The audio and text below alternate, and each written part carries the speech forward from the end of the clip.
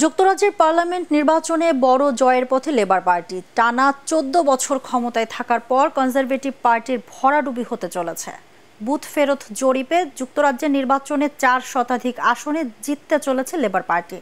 বার্তা সংস্থা রয়টার্স এবং সংবাদ মাধ্যম বিবিসি এ তথ্য জানিয়েছে। এক্সিট পোল বা নির্বাচনের বুথ ফেরত সমীক্ষা সঠিক হলে বর্তমান প্রধানমন্ত্রী ঋষি সুনাকের বিদায় নিশ্চিত হয়ে যাবে। সেক্ষেত্রে ব্রিটেনের পরবর্তী প্রধানমন্ত্রী হবেন লেবার পার্টির নেতা কিয়ার স্টারমার। আর ১৪ বছর পর ক্ষমতায় আসতে যাচ্ছে লেবার পার্টি। টানা চতুর্থবারের মতো নির্বাচনে জয় পেয়েছেন বঙ্গবন্ধু নাতনি টিউলিপ সিদ্দিকী। সরকার গঠনের জন্য রাজনৈতিক দলগুলোকে অর্ধেকের বেশি অর্থাৎ অন্তত ৩২৬টি আসনে জয় পেতে হবে। ৬ সপ্তাহের নির্বাচনী প্রচারণার পর গতকাল যুক্তরাজ্যের সাধারণ নির্বাচনের ভোট গ্রহণ সম্পন্ন হয়। ইংল্যান্ড, স্কটল্যান্ড, ওয়েলস এবং উত্তর আয়ারল্যান্ডের ৪০,০০০ কেন্দ্রে ভোটাররা তাদের পছন্দের প্রার্থীদের ভোট দেন।